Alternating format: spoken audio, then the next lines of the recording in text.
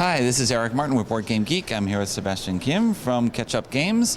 We'll be looking at Sol, which is your second release by designer Pierre Beauty, following Sapiens, your first release. Yeah. I know you sent me a little information in advance. This is a game for 2 to 8 players competing in teams. Yes, that's it. And I hope you could give some explanation of gameplay, how we work, what we're doing on this island. Okay. Yes. So basically, the main thing with this game is that there are 2 crews, 2 teams unshipping on an island, on a forgotten island, and they will be fighting, struggling to find the treasure of the god of the sun, which is hidden in one of the temples of the island, but at the beginning of the game we don't know which one. Okay. So we have the island set up, and the island's going to have these 3D pieces on it, which have different levels of what people are going to experience. Because this has a role in how you move on the island, because getting to some higher points on the island costs you more than staying to the same level or going down. Okay. Actually. Okay. So this is an action point mechanism-based game. Okay. And people dispatch in the 2 teams that are competing. There is a team of adventurers here in blue, and a team of conquistadors. And they basically will explore the island, fight against each other, and search for clues for determining where the treasure will appear in the game, so that they are able to have it appear on a temple that is arranging them more than it arranges the other team. Okay. Okay.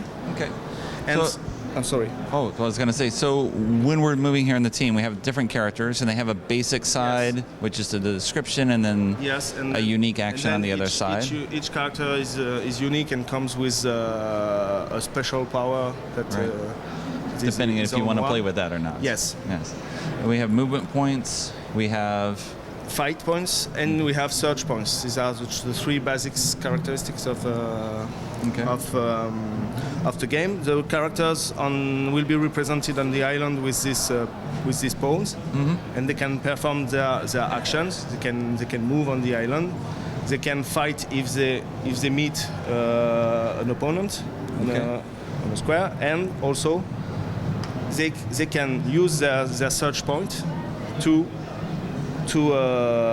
take a look at a token here. There are at the beginning of the game. The setup is that you have tokens on any part of the island, of any square. Right. And depending on what they will discover, they can get bonuses that they will keep here. These are movements or fight bonuses to get some surprise regarding the basic characteristics that they have. Right. These are one-shot bonuses. Okay. So you will find the same icons here, but mostly you are looking to find for clues. Here I'm lucky. I found one.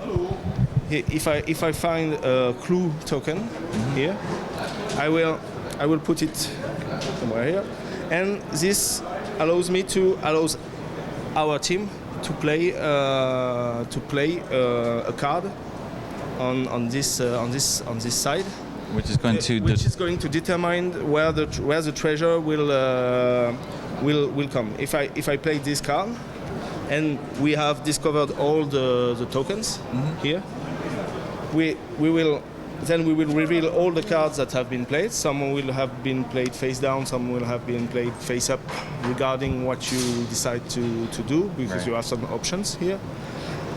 And we will look in each column which criteria will be kept for determining where the treasure will appears now. Right. And so here you get the shape of the temple. Here you get the color of the temple. Here you've got the number of staircases. stairs. All right. Yeah. And so in this situation, we would keep this characteristic here. We would keep the 4 stairs, and when there is an equality, a tie, then the last played card takes precedence on this. So the treasure, which is here, would happen here, and the aim for winning the game is not only making the treasure appear, but it's being able to take it with the characters of your team, and being able to escape from a square where you have a flag, basically where you have your ship at the beginning of the game. Right. Right, because you have different piers that you can have ownership on, and you can claim more ownership as the game progresses. With some bonuses, you can get the right to put some flags to your color. Right. On some extra opportunities to leave the island. But basically, when a team starts his turn with the treasure, with the character of its team, with the treasure on a square where there is a flag to their color, they automatically win the game. Okay. But getting there is not enough, because of course you get there and the entire other team has one turn to respond, everyone taking an action. And so the game flow is basically that each team will play each of their characters in a sequence, in a guided sequence. Right. Here first Marinche, here La Roca, then Cortés, and then after Mendoza plays Yao. Yeah, and we take turns like this until one team manages to escape the island with the treasure. Okay.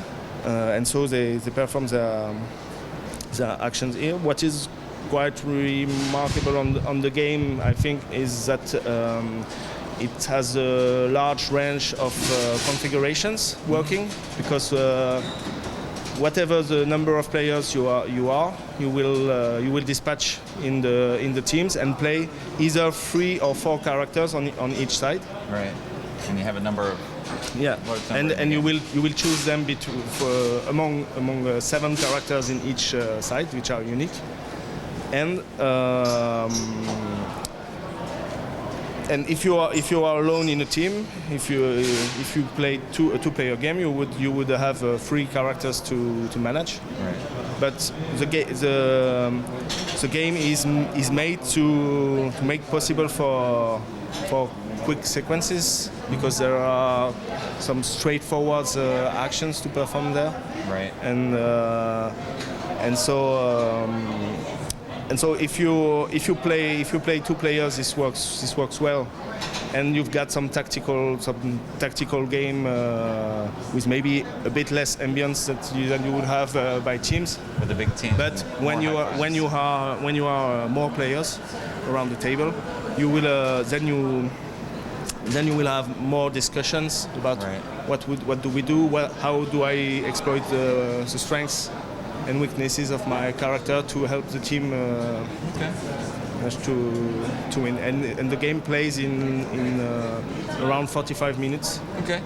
It can be less, or maybe 5-10 minutes more if there are many players. Right. Depending on how you talk. Okay. Well, thanks very much, Sebastian, for the overview. Thank you.